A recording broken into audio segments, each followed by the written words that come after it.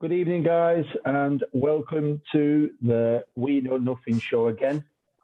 Hope everyone's all right on this fine evening and watching England at the moment. Obviously, we are the stalwarts. We're doing this show for you while England are playing. I'm not mistaken. I think this is episode number 8. Is it 8? Number 8. Number 8, yes. 8 and still going strong. Episode 8. Again, welcome to the We Know Nothing show guys. Tonight's show is just going to be me and the youngster. What we're going to be talking about tonight is just rounding up the transfer window, the bigger deals of the window, and talking about the Marty Clarets, the positive window that we had. So again, I know I say it every show, but try and keep negativity down. Like I say, we're not in it for like any plaudits or anything. We're literally just in it for just a good laugh. With you all. Like I say, if you want to come on the show, just let us know. Enjoy. Youngate, welcome as always to the We Know Nothing show. Couldn't do it without your pal. Enjoy. Over to you, son. Yeah, so as Mark said, have I got a weird face like here? Yeah. Like, scared the laugh out of me. I thought someone was behind me. There's nobody there, by the way. It's just a reflection of my head. If you look, I don't know why he's doing it. I've no idea. I wonder what it was. Like a background feature or something. Let me see if I can just sort that out. Who'd have thought we'd be having technical issues there? We've already started with one. It looks like Isaac. It's got the same shape as Isaac. I thought it was Isaac. Honestly, I did at first. I had to look behind me to see if it was, but it's not. To be fair, we've done all right. The last 7, we haven't had any technical issues for like 7 episodes, so none. Back. There we go. It's gone. There we go. Let's see if the creepy shadow turns up again. We've done it. Right. Well, we're cooking on gas. We're back. So, like Mark said, we're going to talk transfers. We've got some down, and we've got a couple, and then we'll just decide sort of out of the few. We'll probably throw a couple of extra ones in there just as we go, really. But let's start off with the biggest transfer of the window, monetary wise. We're talking Premier League at the minute. We'll go on to somebody else that moved in the transfer window as well, but Jack Grealish. He's a phenomenal player, isn't he? £100 million worth of player. Still early days in his career, isn't it? But you're bang English player who's been performing at the top of his game for the past 3 seasons, probably, at Aston Villa. Yeah. And really peaked last year, where he was until he got injured. And has arguably kept Villa in and around that area of where they want to be. So yeah, I think Manchester City have probably, for 100 million, got a player that's going to be worth more than that in 2 or 3 seasons. Yeah, you're probably right. I think the fact that he's working with Pep as well. So as you can see there from the video, the subtitles were what Youngie put up then, 3-0 now to England. So again, good start to the World Cup qualification there. I think you're spot on there with Grealish, Younger. I think the fact that he's going to be playing under Pep, he's going to be playing with better players week in, week out. Yeah. We both know as footballers, when you play with better players, it goes one or two ways. You either struggle to get to that level, or you adapt and you get found out, don't you? 100%, yeah, 100%, yeah. And I don't think he will get found out, because I think the only disappointment with what Jack had in the summer, where he didn't play enough games for England in Euros, thought he should have played more. But that's part and parcel. It's gone now. Yeah. But I think the fact that he's playing at City now will elevate him onto that next level. Played already, a couple of assists already, scored already. He's doing really well. Yeah, he started really well. And this is no disrespect to Villa, but he probably, performance-wise and level-wise, he probably reached the glass ceiling with Villa. And to get to that next level now, he would have, he would have had to go to like, Chelsea, Liverpool, United, Tottenham, maybe not Tottenham, but one of them clubs where he was going to be playing with better players. But no, phenomenal player. I didn't like him at first when he came on the scene. I thought he was a bit of an arrogant get, but yeah, he's really grown. No, I agree with that as well. He's a young lad. He's also made a few mistakes outside football, more noticeably during the lockdown as well. But again, he's a young lad and rich young lad who's got a lot of money at him, and they're going to make mistakes, aren't they, when they're doing stuff like that. So yeah, I think Manchester City have made a good signing. Probably should have signed a few more, I would think, just to carry on bolstering the squad. I don't know, mate. I think look, they've brought in Jack Grealish for 100 million and then Scott Cawson on a free. It's hardly. If Scott Carson is still playing football and earning a wage, we must be worth at least a Bosman or like 10 quid or something. But you've got Sergio Aguero gone out from Manchester City, so that's a big deal. I don't think it will be. I don't think Aguero going will be a bigger deal. No, I think people are making out. I think it's a big deal that he's gone on a free. I don't think they're going to miss him as much as people have made out. I think he's a fantastic player, and still will offer something to Barcelona. So obviously Jack Grealish moved on from Aston Villa, and we were just saying a few minutes ago before we came on that Aston Villa did a really nice piece of business in bringing Danny Ings into the frame. They've got a good front line of Aston Villa. I just think Danny Ings has been quite an underrated striker for quite some time now, since being at Burnley, really. He's done really good things at really average level clubs. He got injured when he went to Liverpool and didn't really get another chance under Klopp. He didn't suit his style of play, and they arguably at the time ended up with the best front three that played together in the Premier League. So it was always good to struggle to play to him. He took a big move and going down to Southampton, somewhere that he knows, obviously, that area. And he's done really well. He did really well at Southampton, and to be fair, he's started really well at Aston Villa. So I think it's a really savvy deal that they've done there. It's a shrewd signing, very shrewd. I think there's a lot of teams that would have taken him. I think there's a lot of teams that would have been interested in him. I think they've gone and got him, and it's worked out for them, or at least it's working out for them at the minute. Well, this is it, and I think we could have been having a completely different conversation about Danny Ings if, I know hindsight's a wonderful thing and all that jazz, but if he wouldn't have got injured for Liverpool, a bit like the Grealish situation, he could have elevated himself to sort of a couple of more levels up because he'd be playing with better players and stuff. So I think he was very unlucky at Liverpool. I think it was only the end of last season, where he was linked with moves back that way. Manchester United were big links with Manchester United were linked with him, definitely. Obviously, it never quite came through, but I think with him, he annoyed me. He annoyed me a lot when he turned his contract down at Burnley before he left. Because I think he should have done the same as Trippier and signed the deal. Because you're that good of a player, you're going to get snapped up anyway. But then I look at him as a professional, and I think he's a great player. He's good, really good finisher. I think Burnley fans are seeing that again though with Tarkowski at the minute, aren't they? So it's nothing new at Burnley.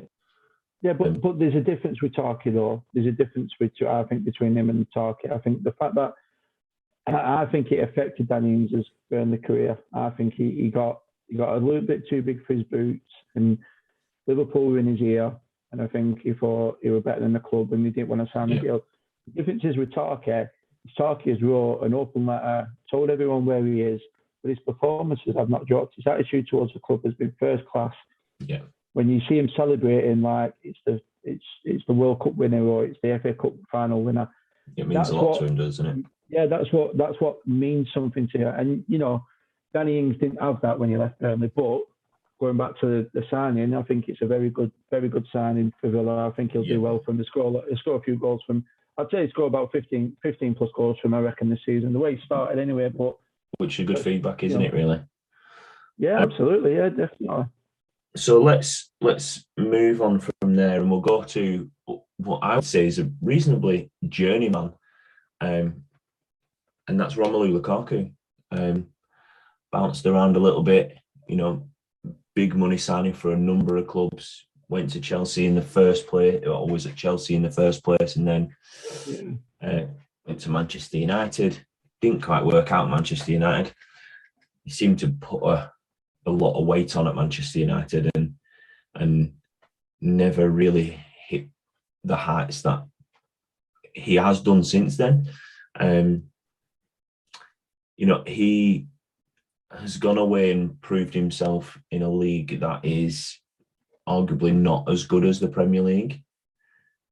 But in his first few games, he's looked strong, he's looked powerful, and arguably every bit worth the £97.5 million that they've paid for him, for a player that Chelsea they already had at one point.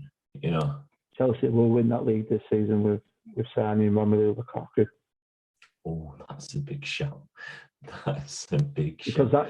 Because you look at behind them, you look at the attacking talent that they've got in Mount, Pulisic, Ziyech, Werner, Havertz, and then behind that you've got Kovacic, Kante, Saul Niguez, who they just signed. I'm just going to try and find something here because I'm going to look. You keep talking. I'm going to just look back through. Jorginho, players like that, and let me make this point to you, Younger, because this is what you always used to say to me when we used to play football together. What did you tell me my job was to do? Ball it back in it. Right. Okay. So when you say, and this is a point that divides a lot of people on Lukaku, a lot of people say he didn't hit the ground running with Manchester United. I think he spent 2 seasons there, or 2.5 seasons. Still put ball in back at net a lot, didn't he? And he's still in 4, I think in 4 consecutive seasons, and don't quote me on this, guys, because I think I could be wrong on this, but I think in 4 consecutive seasons he hit 20 plus goals.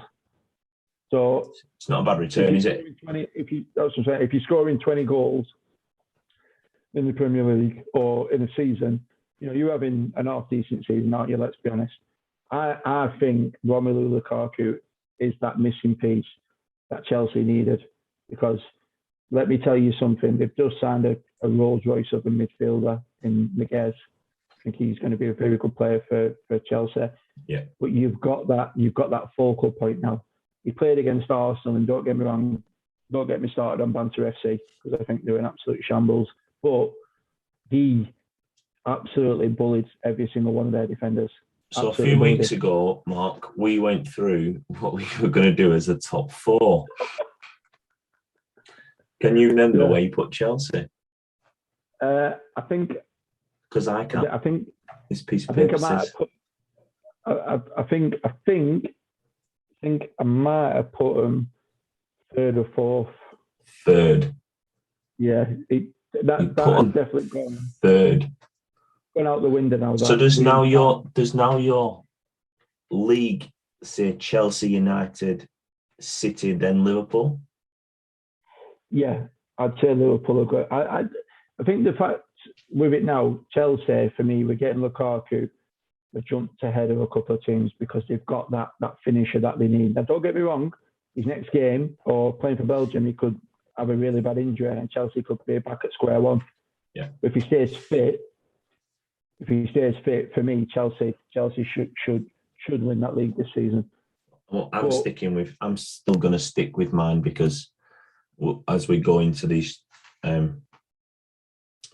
transfers that are further down, and it's quite good that I actually managed to kept these, because there's a few that we said would move and wouldn't. So When you said it, I was like, he's gonna get his paper out and he's gonna contradict me. I knew what you were doing. Though. He said, "Just give me a minute. You keep talking." I knew that's what you're going to do. So I had United first, and I still think with the signings that United have made, I'd still put Manchester. It's a very close between Man United and Man City for me.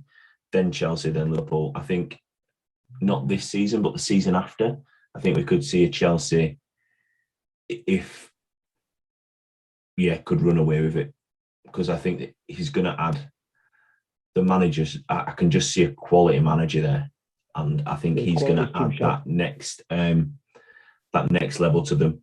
And I think he'll arguably go on and be one of Chelsea's all-time best managers if they keep performing the way that they look like they're going to. Arguably be bigger than Jose Mourinho at Chelsea, because I think because he could win more silverware if he stays there for a few years. He's building a decent squad. So just on this, I'll go back to this. We said Harry Kane would stay. He stayed. We said Paul Pogba would go. He stayed. We said Ben White would go. He did go. We said Haaland would stay, and he did. We said Ainsley Maitland-Niles would go to Burnley. That didn't happen. Varane, we said he was going. United got him. Maddison, we said stay. Grealish, we said go in. Trippier said stay. And Ramsey, we said stay. And they all happened. So we didn't do too bad. They didn't actually do too bad, to be honest. So maybe we do know a little bit about what we're talking about. Maybe we should change the name then to we know a little bit about football. We know a little bit about football. Maybe that's what we'll change it to partway through the season if we carry on performing. We know a little bit, sure. Like that. I'm not entirely sure at bottom three at the minute, but maybe I'll just have a quick look just to see if we've. Well, it 100%. We've got one wrong. Yeah. So bottom three, you had Newcastle, Norwich, and Brentford. And it's currently Arsenal, Norwich, and Wolves. And I had Arsenal, Norwich, and Wolves to be bottom three. So I had Brentford, Norwich, and Watford. I was going to say, I got a minute. No, you didn't. I got a minute. No, you didn't. So your teams, Brentford, are currently 10th. Norwich, second bottom. Newcastle, 17th. I obviously put Brentford, 10th. Norwich, bottom three. And Watford, 12th. So I'm arguably predicting the worst at the minute. But then, neither of us put Tottenham in top four, currently sat first. We're 3 games in. Let's not get it wrong. Yeah, West Ham are second, Man United third. So we both put Man United to finish top. So they're the closest team. And then Chelsea behind them. So let's go this way because that's the way the transfers are. So let's go back to our transfers that we're talking about tonight. And we'll move on to a little bit of business that Man United have done, as we were talking. As I said, I think anyone big this year. Just a couple of players. So let's start off with the first player that they brought in. They've brought in Sancho. Yeah. 73 million. I think he's a quality player, I think, again, it's another player that arguably didn't get enough game time at the World Cup for the amount of chances that he creates for people. Yeah. And then what they did need was a centre-half. Oh, this guy. Let me tell you about this guy. This guy is, I know called Saloniguez the Rolls Royce of a footballer, but this guy is on and off the field is a class act. Like he just personifies quality. Like, I'm talking about Varane, by the way. Not Harry Maguire. I just watched him I watched him play on Sunday against Wolves. But don't get me wrong, he'll come up against better opposition. Absolutely will. 100%. However, for his first game in English football, I don't think he did too bad. And the difference is that he's very. I've watched him over the years, and I didn't realise how agile he were. And he's every corner that come in, he was a bit like Maguire. He's throwing his head at it, and he's not diving into tackles. He's showing people that line, and he's doing what they've lacked. And I don't mind Lindelof, and I don't mind Bailly. He's a tough tackling defender who's got a clanger in him. Lindelof is a bit different to Bailly. He's a bit like Maguire. He's Lindelof, but he's not as good as Bailly and Lindelof aren't as good. Varane put together. So I think with signing Varane, I think it's a momentum shift certainly for Let's United. Get it right. Let's get it right. They have now a class back four. Oh yeah, 100%. Yeah, 100%. I'm still. The jury's still out for Wan-Bissaka a bit for me going forward. Defensively, he's probably the best right back in the division because not many people get past him. But attacking wise, if he could just improve that a little bit. It sort of frees up Shaw to disappear because then they slot into a back. They can then switch into a three, and because Shaw does a lot of that, doesn't he? Having Maguire and Varane, them two on their own will arguably defend against most centre forwards in the Premier League. Yeah, you could arguably play two at back. 100%. So quality, I think absolutely quality. I think that's been a class signing. I'm going to talk about a signing that's gone out first before I talk about the next signing that Man United have made. So Man United on the final day allowed Dan James, who I think, we've said it before, arguably not a Manchester United player. No. In the level that he managed to reach for Manchester United. He arguably did it in his first season, had a really good season, but then from there it didn't really... it's 4-0 to England now. Declan Rice has just scored. And we've arguably done a decent bit of business getting 25 million for him. Yeah, very selling him to Leeds. That is a hell of a signing for Leeds, by the way, because the way that they attack at speed, he's unbelievably fast, by the way, and he knows how to put a ball in the box. I think what's been lacking is, I think the style of play that Manchester United play, it didn't really suit him as much. So what a piece of business. And what that does is it relieve the number 21 shirt. Now, that number 21 shirt is now going to end up in one hell of a class player's back. Emerson Cavani. He's not a new signing. Well, who's going to take Cavani's number then? So somebody's coming in to take the number 7 shirt. Well, they have to be arguably the second. Arguably, in my eyes, arguably the second best number 7 to ever wear a Manchester United number 7 could even be number 3 in Manchester United history. Yeah, I suppose, it could go either way. They're very, very close. Eric Cantona, David Beckham, and they've just signed Cristiano Ronaldo. Go back to that situation where you're just talking about the number 7s. George Best. George Best. Oh, George Best as well. How did I forget him? Best, arguably the 4 of the greatest players, and you could juggle them. You could literally juggle 4 balls, catch them, and be happy with it, whichever order you came out with. Absolutely, 100%, but I mean, my God, what a signing! Like what a time to be alive as a football fan. Just seeing him back in Premier League week in, week out is just. I've got one as well, and he's never going to see it. But if he did, Paul Merson, fuck off. Fuck all about football, mate. I'm sorry. How he's got a job and able to then say Cristiano Ronaldo is not the same player as he was when he was at Manchester United the first time around. No shit. He was this old, and now he's this old. Look what he's done in the middle. And hold on a minute, he just scored 2 goals in a World Cup qualifier and just became the all-time international. I was actually celebrating. Portugal. Everybody. I was celebrating. I was celebrating last night when I saw it. 111 international goals. Achievement. And don't get me wrong. And this is the thing about Paul Merson, and this is why I love the pundits. I don't love them all. I love some of them. My favourite pundits at the moment are obviously Gary Neville, Carragher, Mickey Richards, and Roy Keane.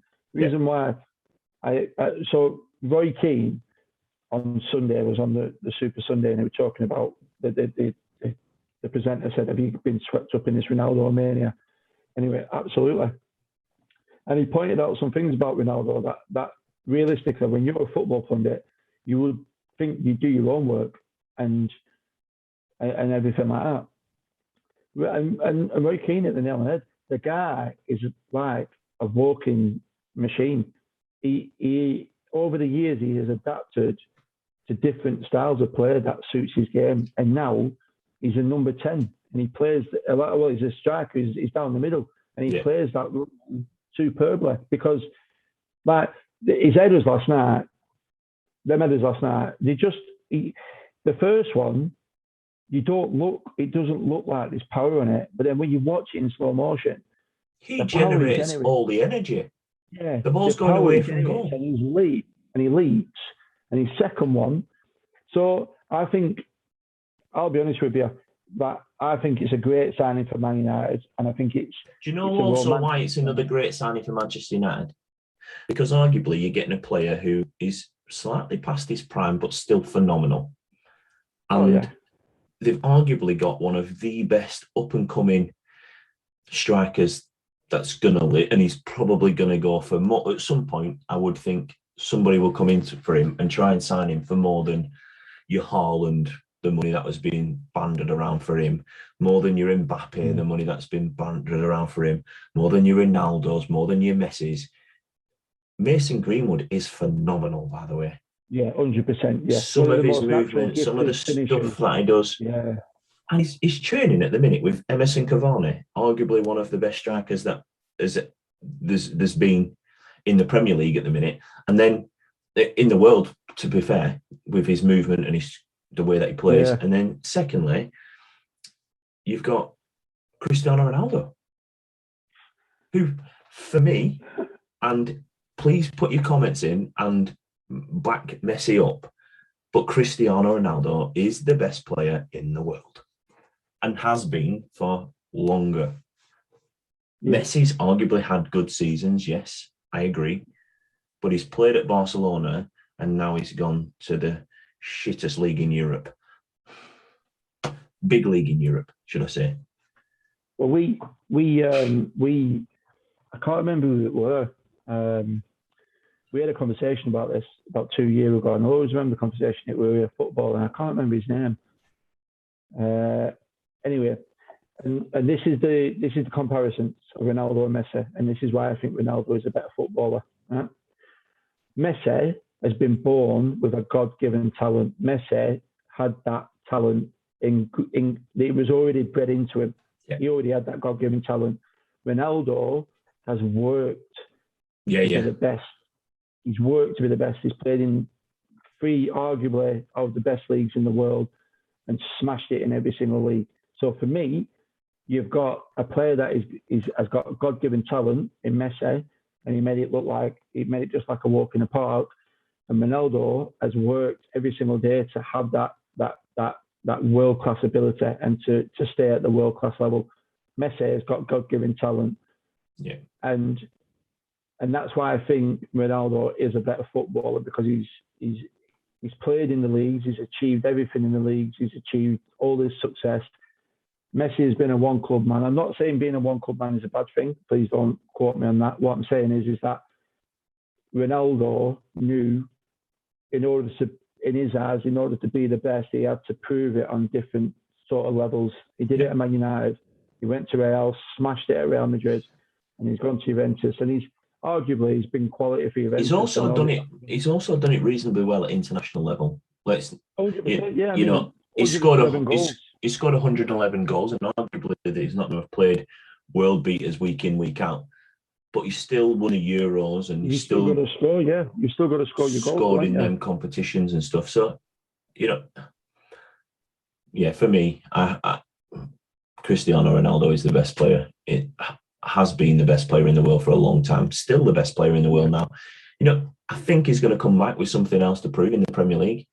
It wouldn't surprise me if we don't see another record get broken by him at some point. I think he'll be good for United this year.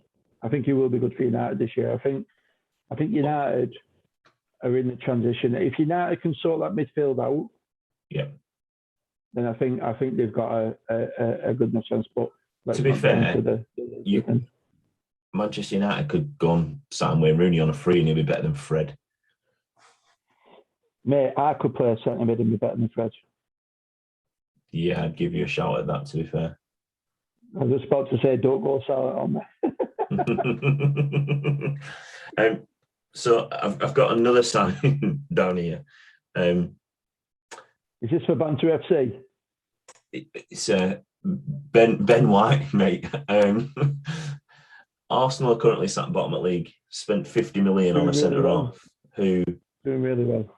Who played the first game, had an absolute nightmare, and then I think, if I remember right, he got dropped in the second game, and they're sat bottom of the league. No, I don't think he got dropped, did he? He's been poorly, hasn't he? He's had an injury, and I think he got COVID. I thought he'd got dropped, mate, to be honest. I could be wrong, but... To be fair, I would have dropped him. I'd have dropped him on his head. I'm just going to stop because I've just seen the finish of the England game. It finished 4-0. But there's been, at the end or during the game, there's been racist abuse from section of the Hungary fans aimed at England players. Supposedly they were chanting racist chants towards Raheem Sterling and Jude Bellingham. Again, as the We Know Nothing show, racist people can fuck off. We don't agree with it one little bit. It's not 100%. In this day and age, it's not acceptable. So please, if you follow us and you're a little bit racist, fuck off. If you're a lot racist, fuck off. See you later. But anyway, back to transfers. That said, Arsenal haven't started well. What do you do if you're Mikel Arteta? What do you do if you're the board at Arsenal? Do you stick with Mikel Arteta?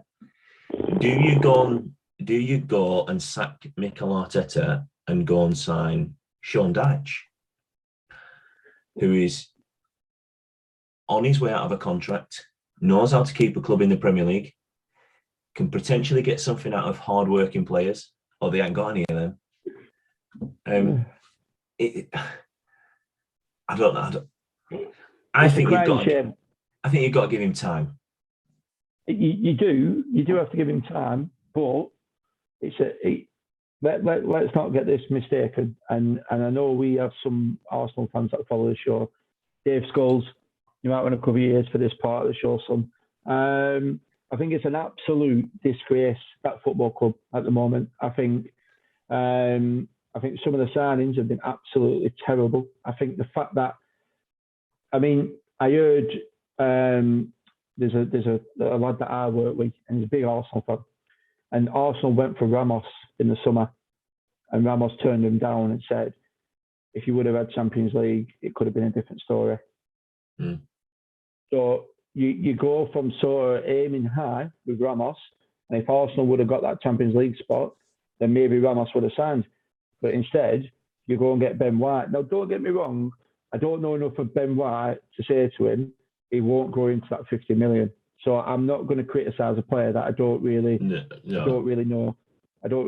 However, 30 million on Ramsdale, absolute bobbins. He's been relegated in the last 3 years. The Japanese lad they've just signed from, I think it's Bologna, I call him Tiramisu because I can't pronounce his last name. Takahiro Toma Asyesu.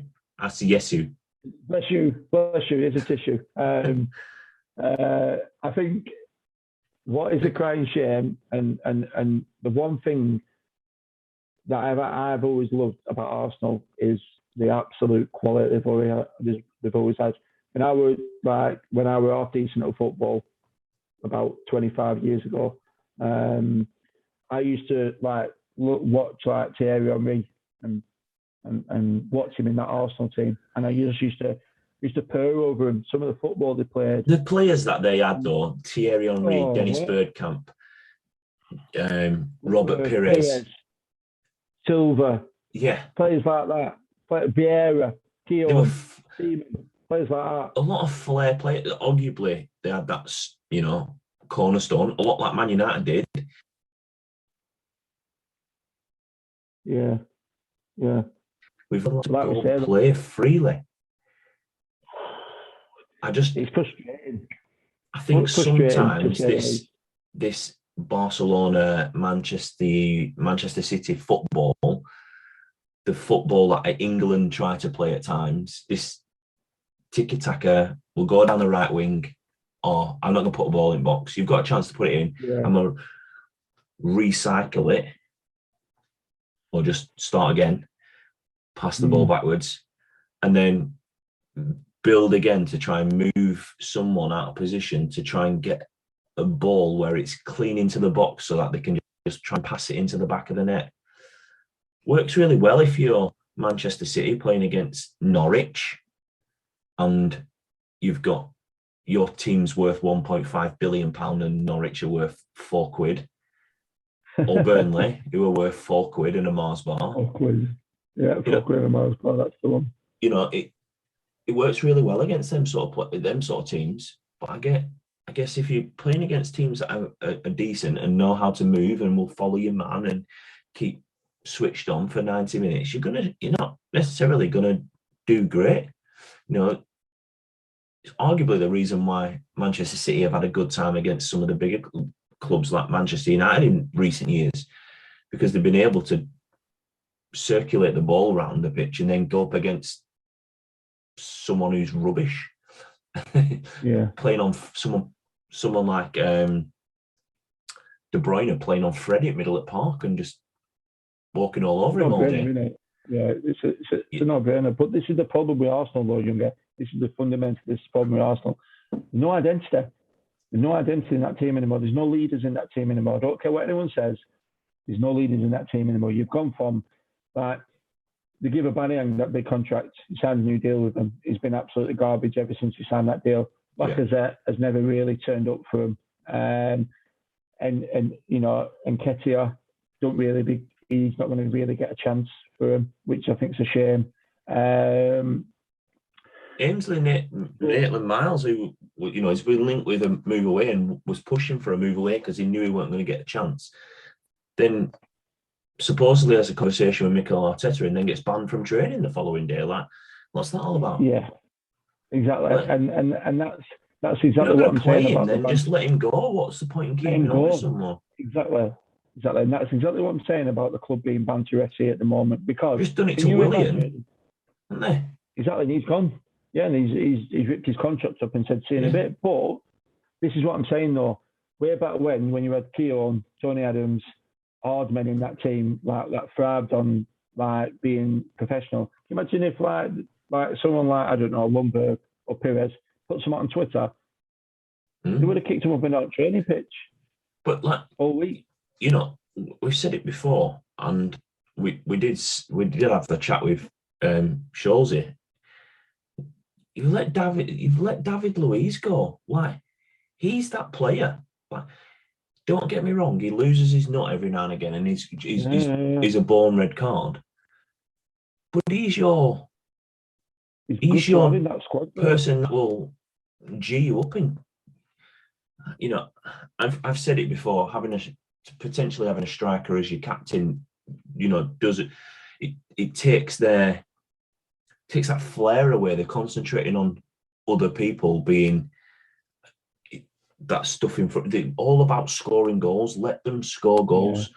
Don't make that person your captain. I don't think it's right. Harry Kane might be a brilliant leader, but for England, don't make him captain. Just let him go and score goals. He thinks he's got to do too much. Yeah.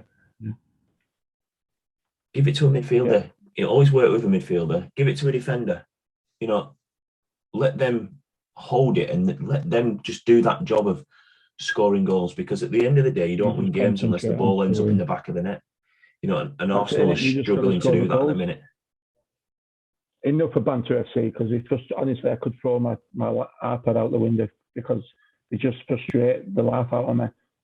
So we'll do it quickly because I know we're getting on a bit now. So let's do it relatively quickly. We're going to just go on to our beloved Burnley, who had finished with actually an okay transfer window. I would have liked to have seen 2 more players for me come in. I wanted another striker in the door, and I 100% wanted another winger in the door. But bringing Aaron Lennon in on a free again offers something else. Wayne Hennessy already proving himself in a cup game on a free, great signing. Collins from Stoke, undisclosed, but we believe it was about £12 million. You know, if Tarkowski doesn't sign a new contract, then he's going to take over from Tarkowski. What's Ben Mee, 34? So Ben Mee's probably not got loads of game time left in his legs, to be fair. Still quality for us, by the way. So could take over from Ben Mee in a season or so. Connor Roberts, I don't know enough about him, to be perfectly honest. I just know that he created the most opportunities in the Championship last season, or second most opportunities in the Championship last season. Yeah. And then Maxwell Cornetto, who is a winger who, again, I don't know massive about him. A lot of Leon fans early on were saying, oh, he's shocking, you don't want to sign him, blah, blah, blah. And then I've seen people talking afterwards saying we've lost a decent player there. So, yeah. Yeah. Let me just sum it up for you. Right. A week and a half ago, I was absolutely fuming. Agreed. I was raging. I was sat here and I was thinking to myself, Alan Pace made a run for his own back, saying Sean Dyche will not be frustrated in the window anymore, and all this. And then, wham, come out of nowhere, Lennon signed. Yeah. Cornet, deal agreed. And still a little bit of noise around it, thinking that, is it going to get over the line? Is it going to do? And we got him. Great signing. Great change in transfer tactics for us. A little bit of difference in... I don't know about him pointing to Umbro badge, but you know. Well, that just sums it up, doesn't it? That's just sums it in a nutshell. But I'm really, really happy with the transfer window. I think what we've done is fantastic. I think we've strengthened, but we've kept one eye on next season as well, in the sense of Connor Roberts will be a very good player for us. He's a very good player. Good athletic right back. Replacement for Lawton, I think, or Bardsley. I don't think Bardsley will play much this season. Collins will be Tarky's replacement for next year, for sure. I've seen something that said Connor Roberts can play right midfield as well. Well, and this is the thing, and that's why I think it's been a bit shrewd as Dyche with that signing. I'm just wondering if we might see a slight change of formation, and we might see 3-5-2. Chris Wood playing up front on his own with McNeil in the middle, playing sort of that role in front of him and giving him a free role, and then Cornet on the left with maybe a Roberts on the right. And well, McNeil played that role for us once against and he was Crystal quality. Palace, and he was really good. And he reminded me of Stephen Defoe. How Stephen Defoe used to lynch us together, always on the ball, always wanting the ball and stuff. So changing formation would be fantastic. But yeah, really impressed with the transfer window. Really happy with it. Really, really really enthused by it because when we got Cornet, I was doing a little dance because I just thought it's just a momentum shift for us. It's just a different. It's the first European player we've had since Stephen Defoe. We spent 30 million in a transfer window, mate. That's what I'm saying. That's what I'm saying. We've spent like over 30 million in transfers and stuff, and we've got some relatively good players there. Cornet is good for us because he can play a number of positions. Yeah, and I think that's what has attracted Darts to him. And all this talk of Hertha Berlin and saying you don't want to come to Burnley and stuff. Look, at the end of the day, the lad's a Burnley player now. The lad's a Burnley player. So we've done. And Darts were very complimentary of the board about that deal. He said the board have worked so hard to get that deal done. So fair play to the board because one of the lads he's a good lad. He's Jack, and Jack is on Twitter and he's all on this. And he said that when the deal got accepted, he was saying that our representatives went straight over to France. Yeah, flew over to France, talked to him about his contract, talked to him about his medical and everything, and got the deal done. So fair play to him, fair play to Alan Pace for backing him. Now it's just a small contract of getting him to sign, and they were positive in the Burnley Express. What's coming out tomorrow? Yeah, today. So he's saying that it's with the lawyers. So if you think about it from a standpoint of that'll be our best signing, mate. Honestly, if we can get Sean Dyche, because even if he then does move on, he's been signed to a contract, and it just means more money in the bank for Burnley. And I don't know who will bring in and be as good as what Sean Dyche has done for the club. He's arguably reunited the fans with the football with the club again, hasn't he? In bringing good times to the club continuously. Like, we went down, but we came back, and now we've stuck there and we're staying there. And it's been a tough couple of seasons, but that's because we weren't backed by the board, and now we've been backed in a transfer window. Hopefully that will see us move on a bit more, because we've arguably got one of the best goalkeepers in the league. Excuse me. I agree. I think it's a very shored up defence that we don't concede too many goals. Only against the big teams, really. Yeah, but again, now he's got players. He can. Hopefully we can shore up more. We're not going to have the likes of Westwood and Cork getting caught both high up the field and being screwed. Because that's what killed us. That's almost what killed us against Leeds. Is our midfield got too high up field. Obviously, it wasn't Cork that played in the midfield against Leeds, but we just got too high, and then they caught us on the counter. So we've got to be a bit wary about that. But I'm sure I'm not the only one that picked that up, and I think we'll be able to push a little bit further on now. Well, I think the one thing, just in the like bits of this bit, but one thing that I was saying about watching the game on Sunday is that there were three times in that game when Goodmanson isolated their fullback down the side, and because he doesn't have the pace, he couldn't get past him. Whereas when you've got a Cornet who is blessed with pace, who can just get to the byline, you may see a different dynamic in the way we play, because Roberts is built with pace as well, isn't he? Roberts has got much full of pace as well. So if we go with your perceived formation change, and it does, I don't think he will change, but he may do. And you've got Cornet on one side, and you've got Roberts on the other side, who've got the quality to put the ball in the box or drive at people.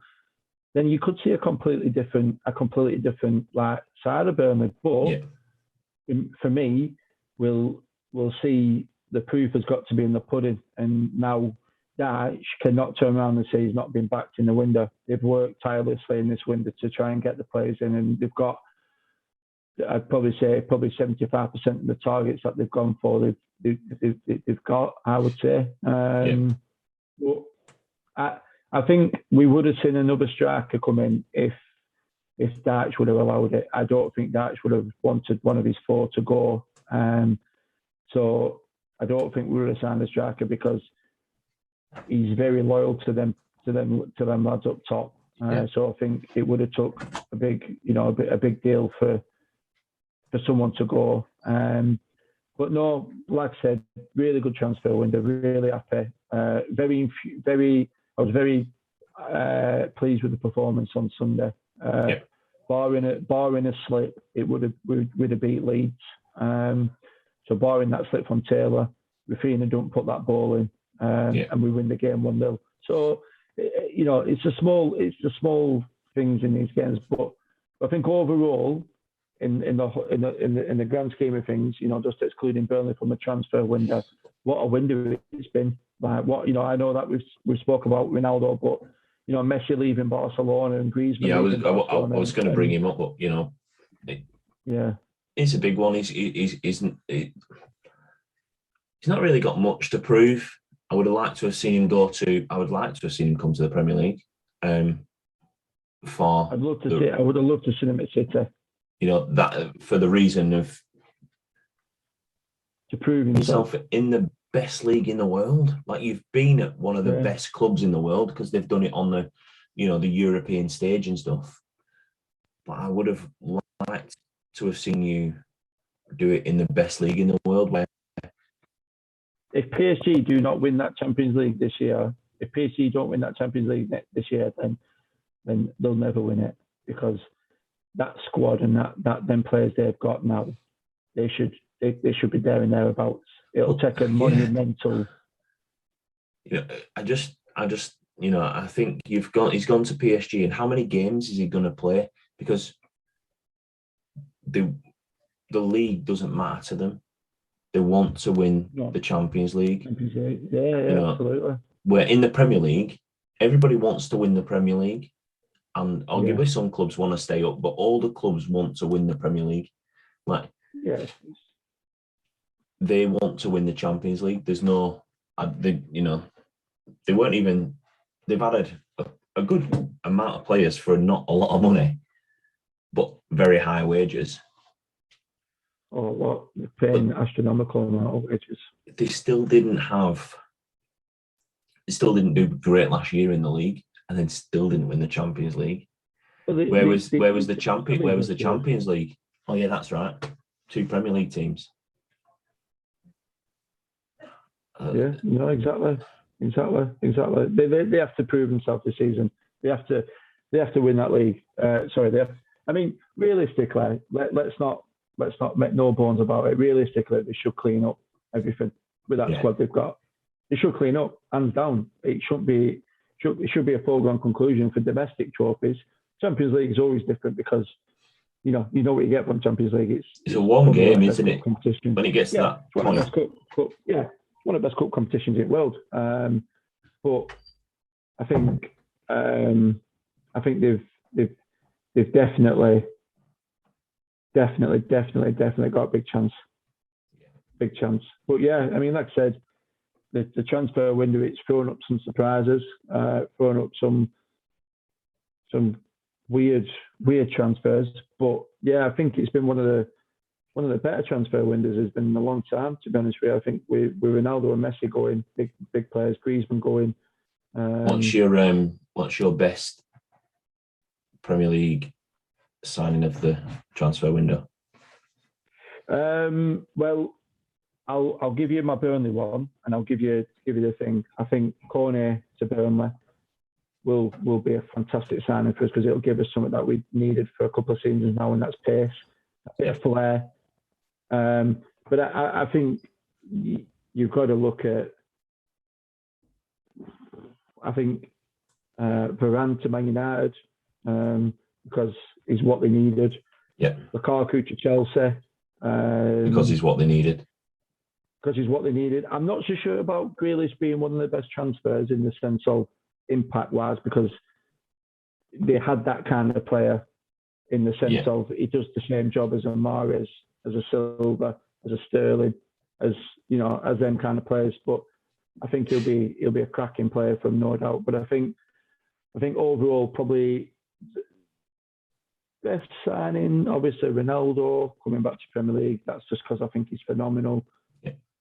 But no, I'm gonna take my United tinted glasses off, and I'm gonna go with Lukaku at Chelsea. Oh, you were going there. Yeah, that's the best deal because he was literally the missing piece to that jigsaw, and I think Tuchel knows now he's got the complete set of what he needed. What about you, son? What do you think? No, I'm not too far away from that, to be honest. From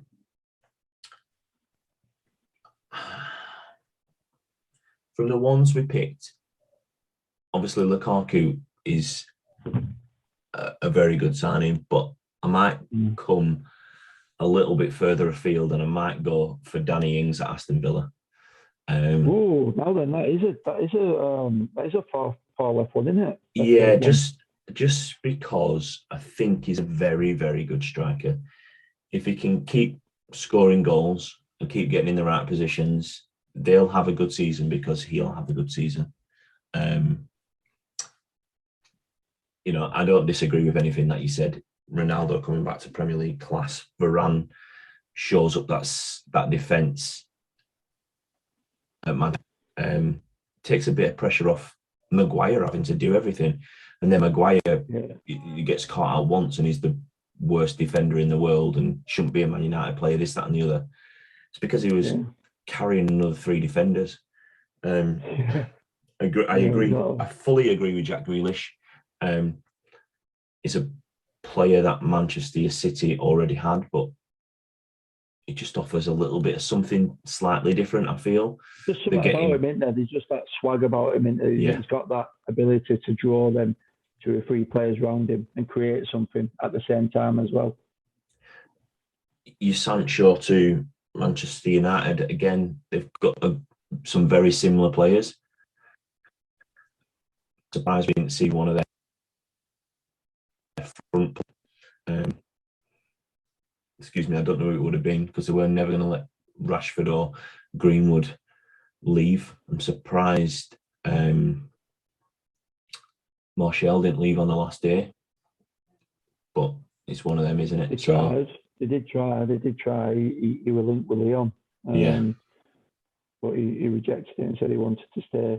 The Sancho thing, what I will say about Sancho is that I watched him on Sunday against Wolves, and whether it were because it was first game, and he weren't that good. And maybe I'm being too judgy to start, but he didn't really do anything in that game. He didn't really impress me. So I'm hoping it's not going to be one of them things where they spent 70 million on someone that can only do it in German league. Maybe I'm just being harsh, but it must have made an impression. It must have made an impression on Solskjaer to get him because he's got players there that could have played, and arguably he didn't make enough impression, or Gareth Southgate had his players and he couldn't break into that to nick his players. But that for me, Danny Ings and Lukaku are very close together on top signings for me this summer. Strikers Union, son, I'm surprised by that. I thought it might have gone for midfield or something, but welcome to the Strikers Club. No, I am impressed with Man United's Varane, but Chelsea needed a striker, United needed a defender. Arguably, they've done very good business, but I like what Aston Villa did with Danny Ings. They went under the radar. They went and nicked him. Arguably nicked him before somebody bigger potentially went and got him. Yeah, potentially come out of nowhere, didn't it? Just come out of nowhere saying Danny Ings stands for Villa and all that. Where's that come from? Because it weren't even. No, it wasn't linked to no link either. So, but I think that's us, mate. I think we're done.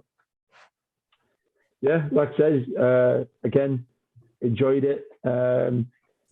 Keep following, guys. Keep liking the shows on YouTube and Facebook.